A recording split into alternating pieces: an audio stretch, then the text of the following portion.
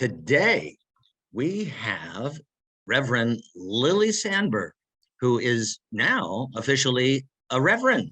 I'm not sure that you've been here since that has actually occurred, but yay, you, way to go. And for a person who needs no introduction, I'm going to do a little introduction. It's fun.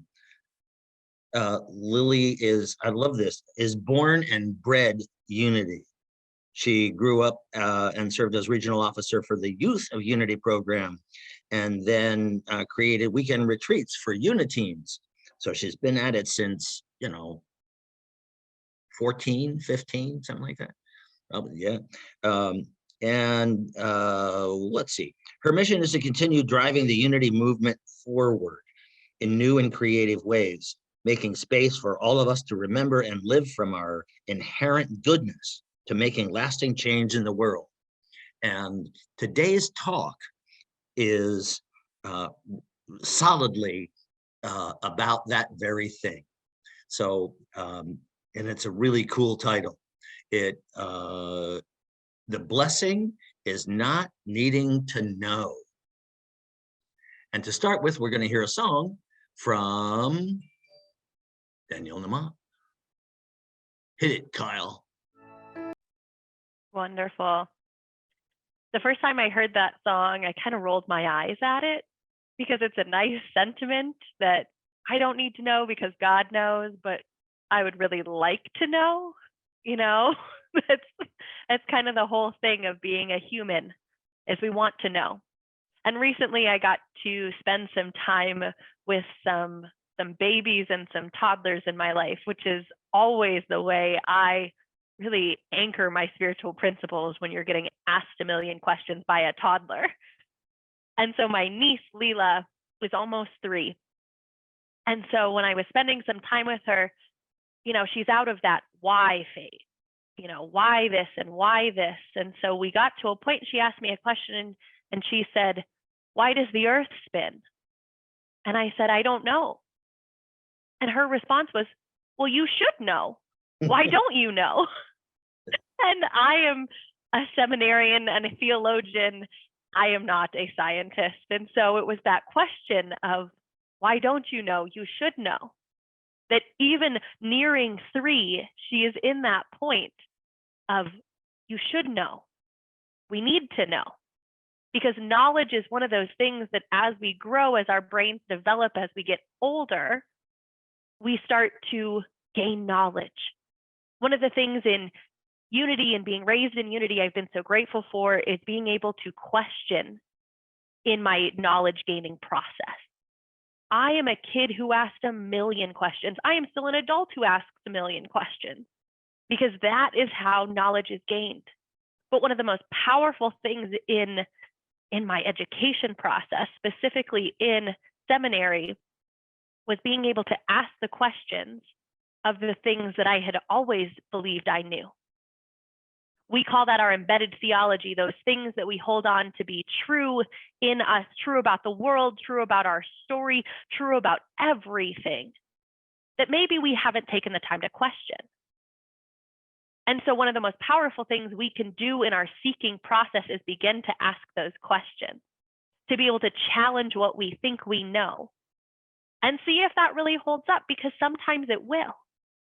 One of the embedded theology pieces that I have worked with for many years is that I am a child of God. I was told that every Sunday in my upbringing, and I have done a lot of work believing or asking the question, do I still believe that? Do I still believe that I am a child of God? And the answer is yes. But being able to ask that question brought up many things of, if I am a child of God, what is God at that point? That if I am a child, am I making that mother, father? Am I having God be stuck in a gender binary? Am I always going to be in a child relationship with God outside of me as a parent? Is that the relationship I want to continue on? That asking that one question of something I believed to be true brought up all of these other questions that I didn't have an answer to. That at that moment, I didn't need to have an answer to, I just needed to open the door. Because opening the door and saying, I don't need to know, brings to life all of the things, all of the wonder, all of the juicy mystery of life and of spirit. And I think in this world, when we get so caught up with needing to know, we miss those gifts of when we don't need to know, of when we ask the question and just stay open to the mystery, stay open to being able to have something come from beyond us, from beyond our mind. Because we know in unity, one of our principles is that we are fully human and fully divine. And one of the pieces of being fully human is having a fully formed brain for many of us. And we are told by psychology that when you reach the age of 25, your brain is complete in its development cycle. And I have just reached over that hump, so I feel like my brain, now fully developed, sometimes knows a lot and sometimes knows nothing at all. Kind of depends on the day, depends on the conversation, depends on the context with, oh, I know this. Or there's many conversations where I have no idea is my response.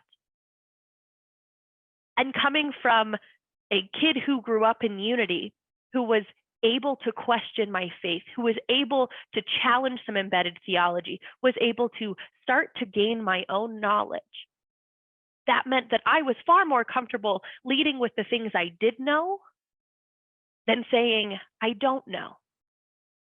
That there would be a point where I would take fake it till you make it a little step too far. And then I'd realize I got myself into quite a pickle and I know nothing about it.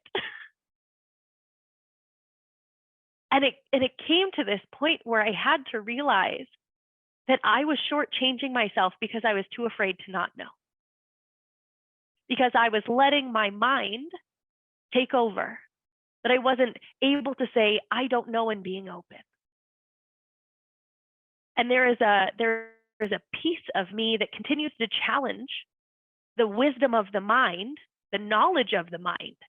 Because in most of our Western society, in many spaces outside of unity in our spiritual practice, the mind is the driver of knowledge. And when we just take the credit of the mind, the belief the mind knows, the knowledge that we have gained, the knowing that we hold on so dearly, and don't counterbalance that with everything else, then we are leading so far into logic without leaving space for mystery. And I think mystery and wonder comes from the not knowing. One of the pieces of my spiritual journey that I have been diving into a lot this last year comes from the writings and musings of Father Richard Rohr, who has the Center of Action and Contemplation here in Albuquerque, New Mexico, my hometown. And one of the books that last year when I was finishing my internship at Unity Church of Overland Park that we did for our Fall Faith series was from The Naked Now, Richard Rohr's book. And as I've been thinking about knowing and not knowing and what happens with the mind, it brought me back to this chapter. And so I want to read just a piece from Richard Rohr. And the chapter title is called Yes, But. Yes, the mind is necessary, but it cannot do everything. Yes, the mind is receptive, but reason is not our only antenna. We also need our bodies, our emotions, our hearts, our noses, our ears, our eyes, our taste, and our souls. Yes, the mind can achieve great things, but through over-control, it can almost also limit us in what we know. Yes, the mind can think great thoughts, but also bad and limiting ones. The mind can be a gift and a curse.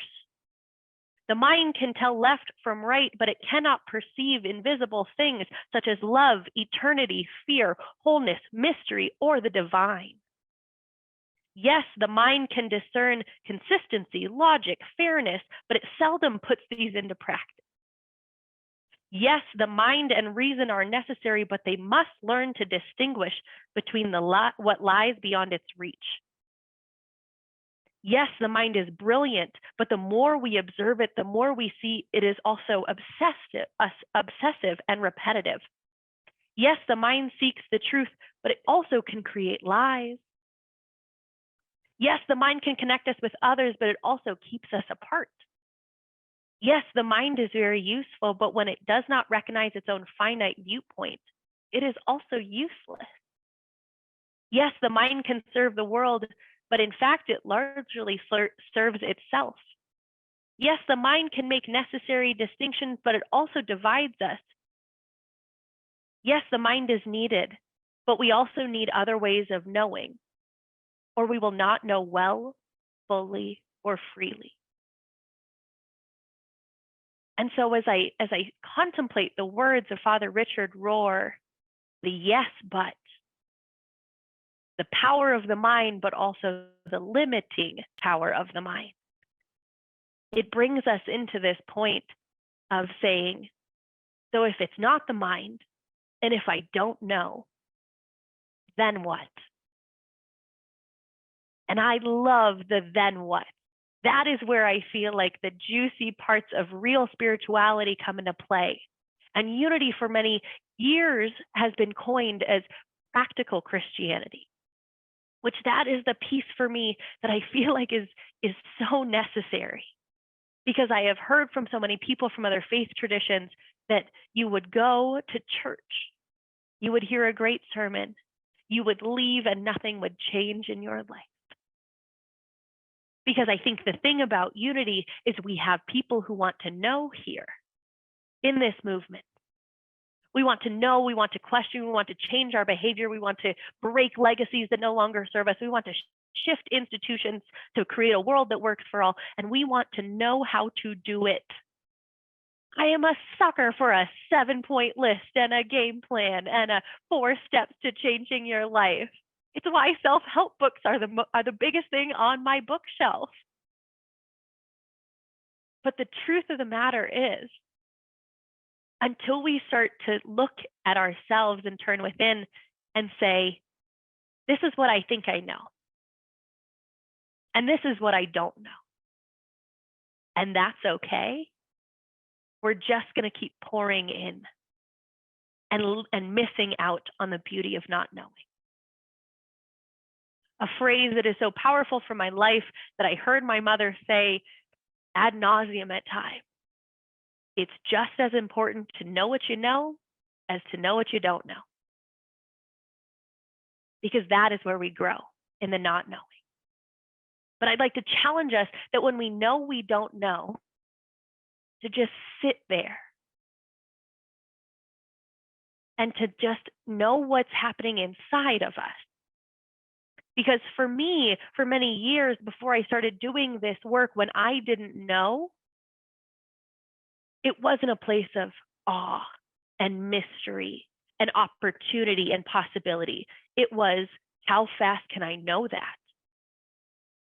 It was panic and anxiety and fear, because what if this is the thing I have to know that cracks me open to having the next spiritual evolution? What if this piece of information that I am missing in my life is the catalyst for the life I want to live? What if this piece, this question that I am asking that I don't have an answer for, what if that is going to count me out from the conversations I need to have? That there was so much driving me in ways of fear and anxiety of not knowing. And so when I could sit with that and realize that that was my physiological and emotional trigger when I did not know, that's where my work began. So for you, when you don't know, I'm just asking the question for you to ask internally, because you know yourself best. What happens for you when you don't know? What comes up for you? What's your plan of action? What are the emotions that come up in your body? Because I know for me, that experience of anxiety and wanting to just get all the information I can and go into a panic and not be in that not knowing anymore is not everyone's experience. But I know for many of us, there is discomfort in not knowing. But I think anytime there is discomfort for us, it is an opportunity to sink deeper into it, because what happens when you shift through discomfort is possibility. There has been a lot of not knowing in the world these last handful of years that I think was triggered by the COVID-19 pandemic, but I think is continued by rapid sociological change that we are seeing. And so there is a site that we use a lot in ministry called Transformative Conversations. And it's basically an institute that teaches you how to ask good questions, how to challenge your own knowledge, and how to have that in a group setting. And so there was a piece that we read in ministerial school that when I started thinking about this talk, it came back to me. And so this is from the Transformative Conversations Institute. And the title is The Need to Know and the Gift of Not Knowing. In times like the ones that we are living in right now, it's so easy to see how one of the most difficult issues people are dealing with is the unknown. Not knowing if you could get sick, not knowing when things will go back to normal, not knowing what is real and what is just fear-induced, not knowing if you will find what you need in the supermarket. You name it, we don't know it. Seems like having to be the knower or always being right happens more often than we would like to think. In fact, in difficult times, it's quite easy to equate not knowing with fear about survival. Unfortunately, as Brene Brown likes to remind us, needing to know everything is pretty miserable for the knower and everyone around them. It leads to distrust, bad decisions, and unnecessary, unproductive conflict when we feel like we need to know. And here is the thing, not knowing is actually a gift. Not knowing is what awakens curiosity, learning, and innovation. It takes you from wanting to be right to wanting to get it right. It may sound easy to replace the needing to know with being a curious learner, but for many people, the need to be a knower is driven at the idea that the knower can save people in hard situations. Therefore, it's easy to buy into belief that being a knower is the only value you can bring to a relationship or work. That can be true in special times, but it doesn't apply to everyone or every situation. What if we are able to embrace the idea of not knowing being a gift?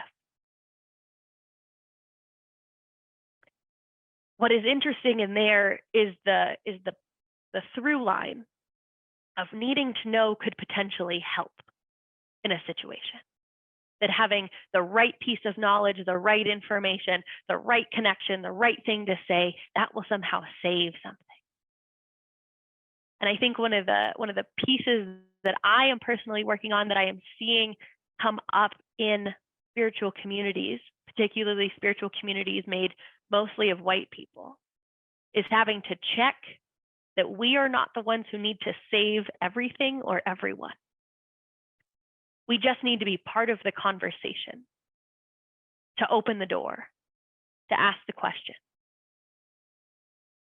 That if we feel like we have to know, and that is a matter of life and death, we cannot move beyond that in our life and our spiritual practice. That not knowing is the open door to so much more. Because I think for me, the act of being able to say, I don't know, is also saying, but I have faith. I don't know what's coming next. I don't know what will happen. That those are powerful statements of saying, my knowledge, my finite human mind does not know. But just like the song says, God knows. That I think our willingness to stand in I don't know, to not know, is one of the biggest acts of faith that we can bring into our relationships, that we can bring into our conversations, that we can bring into our circumstances, that we can bring into the world. Because when we don't know, that may open the door for the person that does know. When we don't know, that may open the door in meditation for that knowledge to just drop right in when we are ready. One of the beliefs that I have to keep telling myself in ministry when I feel like I have no idea is the affirmation that in the right and perfect time, the right and perfect world, words will be present for me. That is a big act of faith. Because let me tell you, when you are asked to give a sermon and you've got maybe 50% of it fleshed out in your mind, and you don't know where this might go, that is an act of faith. It's one of the jokes that we have. When we get to this point where we're supposed to be the knower, we're supposed to have all the right things to say, we're supposed to know all the knowledge, and you don't know. But you have the courage and the bravery and the deep faith enough to say, but it will come through. That is not only a belief in the divinity within you, but the divinity that is the divine in, through, and as us. I think when we think about our unity principles of being fully human and fully divine, that juxtaposition of our mind creating what we know and our divinity, that is where we can combine in the space of not knowing. Not knowing, being brave enough to say, I don't know, but God does.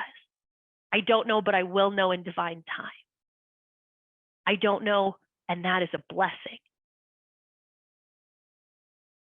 That when we sit in that space of not knowing, how does that feel when we can see it as an act of faith?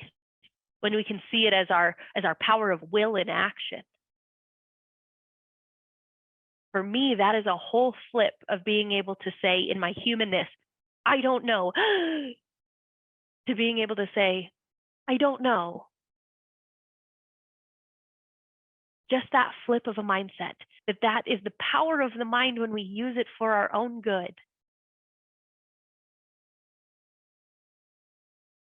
And so I think in this space of not knowing, if there is something that you have not been able to know, a question you have been holding,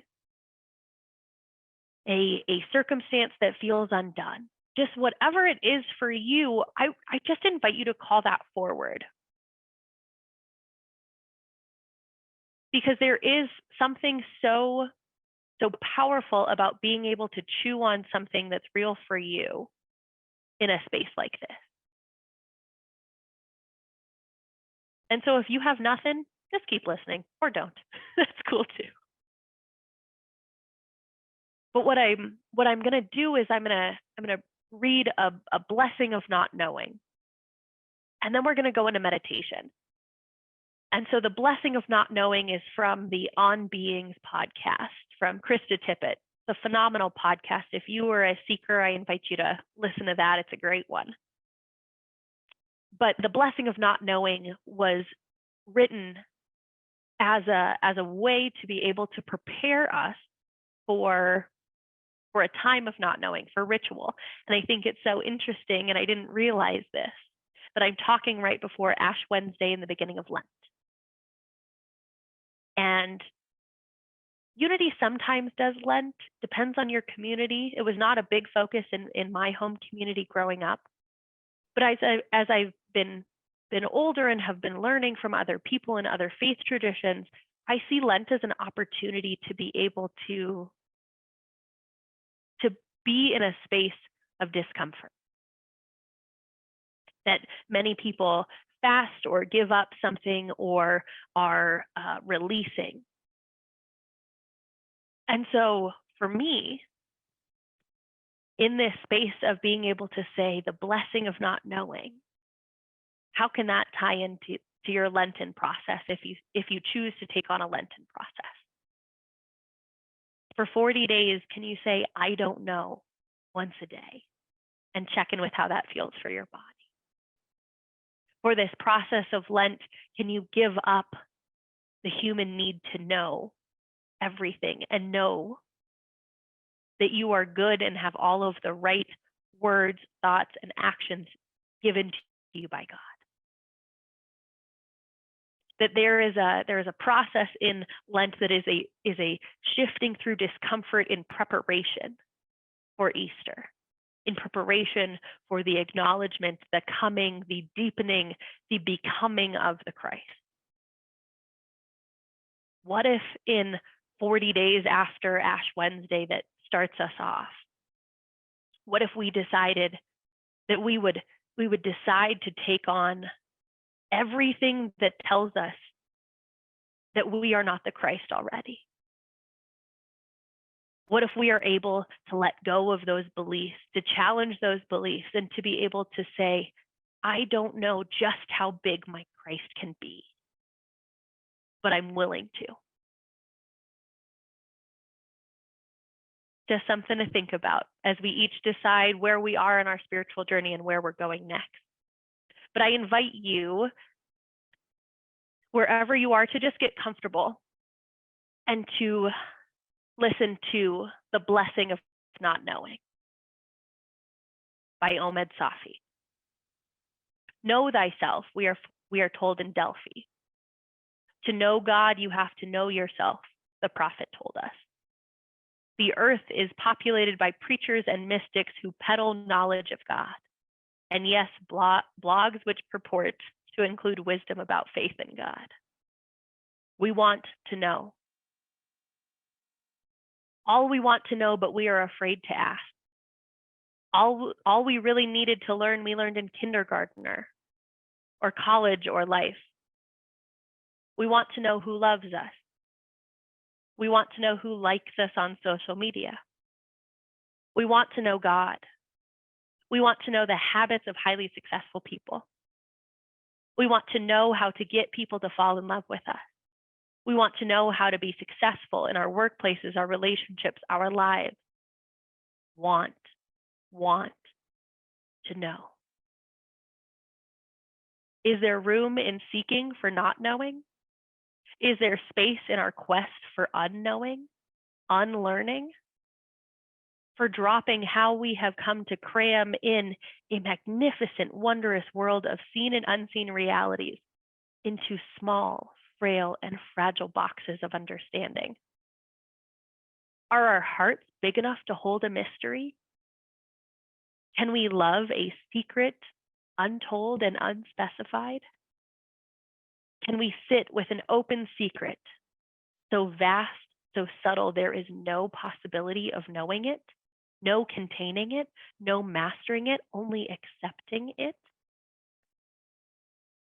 What if we knew something wonderful was going to happen, but not when? What if you knew that you could be blessed, but not knowing through whom or how? What if a heart could be opened for you, but you knew not whom? Can we stand at the edge of an ocean without a shore? Can we see our unknowing, our not knowing, our lack of a possibility of knowing as a gift and a blessing?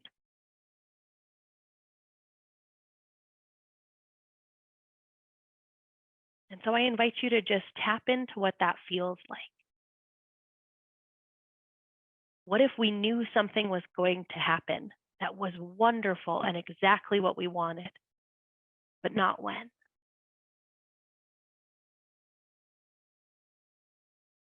What if you knew you would be blessed beyond measure,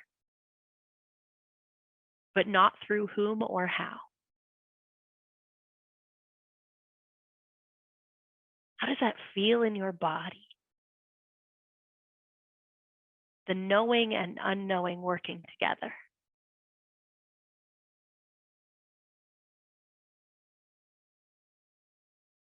And I invite you to find the rhythm of your breath. And on the inhale, I invite you to say to yourself, I know.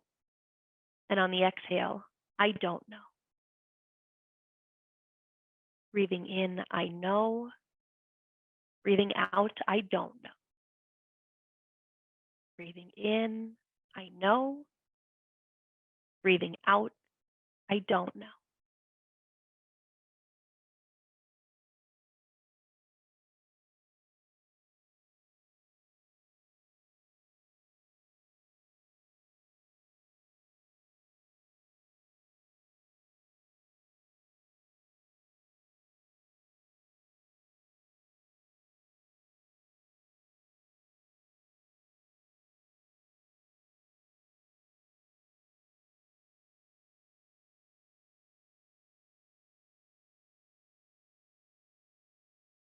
As we continue breathing, we recenter on the knowledge that when we don't know, God knows.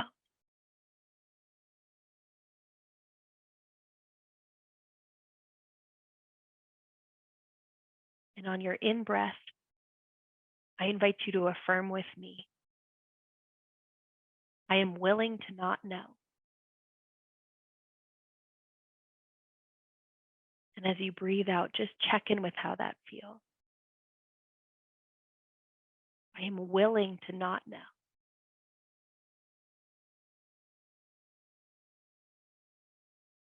If there's any resistance that comes up for you, just acknowledge it.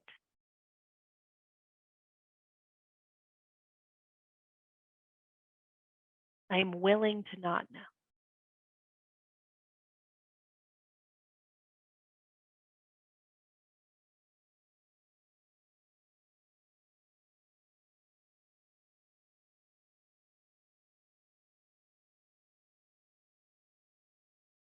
And when you are ready, I invite you to wiggle your toes, shrug your shoulders, open your eyes if you had closed it, and just come back to this space together.